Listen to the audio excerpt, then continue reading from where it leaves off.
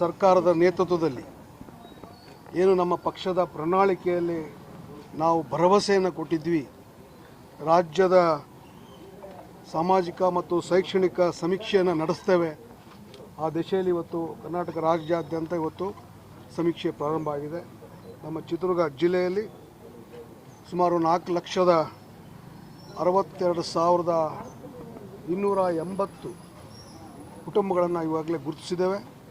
ಸುಮಾರು 3,700 ಗಣತಿಗಾರರು ಈ ಒಂದು ಪ್ರಕ್ರಿಯೆಯಲ್ಲಿ ಭಾಗವಹಿಸ್ತಾ ಇದ್ದಾರೆ. ಸುಮಾರು 400 ಜನ ಇದಕ್ಕೆ ಮೇಲ್ವಿಚಾರಕರು ಮತ್ತು ಟ್ರೈನರ್ಸು ಎಲ್ಲವೂ ಸಹ ಇವತ್ತಿನಿಂದ ಸಕ್ರಿಯವಾಗಿ ಪ್ರಾರಂಭ ಆಗ್ತಾಯಿದೆ. ಅವ್ರಿಗೆ ಸ್ವಲ್ಪ ಜ್ಞಾಪಕ ಮಾಡ್ಕೊಳ್ಳೋಕೆ ಹೇಳಿ, ಕೇಂದ್ರ ಸರ್ಕಾರ ಏನು ಅನೌನ್ಸ್ ಮಾಡಿದ್ದಾರೆ. ಈಗ ಮೋದಿಯವ್ರ ಸರ್ಕಾರ ಏನು ಅನೌನ್ಸ್ ಮಾಡಿದೆ, ನಾವು ಜಾತಿ ಗಣತಿ ಮಾಡ್ತಾ ಇಲ್ಲ, ಸಾಮಾಜಿಕ ಶೈಕ್ಷಣಿಕ ಮತ್ತು ಆರ್ಥಿಕ ಈ ಸಮೀಕ್ಷೆಯನ್ನು ನಮ್ಮ ಸರ್ಕಾರ ಮಾಡ್ತಾಯಿದೆ. ಅವರು ಜಾತಿ ಗಣತಿಯನ್ನು ಮಾಡಲಿಕ್ಕೆ ಹೊರಟಿದ್ದಾರೆ. ಸೊ ಅವರಿಗೆ ಟೀಕೆ ಟಿಪ್ಪಣಿ ಮಾಡಲಿಕ್ಕೆ ಯಾವುದೇ ವಿಚಾರಗಳಿಲ್ಲ. ಪ್ರತಿಯೊಂದು ವಿಚಾರದಲ್ಲೂ ಸಹ ಮೊಸರಲ್ಲಿ ಕಲ್ಲನ್ನು ಹುಡುಕ್ತಕ್ಕಂಥ ಕೆಲಸ BJP ಮುಂಚಿನಿಂದಲೂ ಮಾಡ್ಕೊಂಡ್ಬಂದಿದೆ. ಇದ್ರ ಬಗ್ಗೆ ನಾನೇನು ಅಭಿಪ್ರಾಯ ಕೊಡಲಿಕ್ಕೆ ಹೋಗೋದಿಲ್ಲ.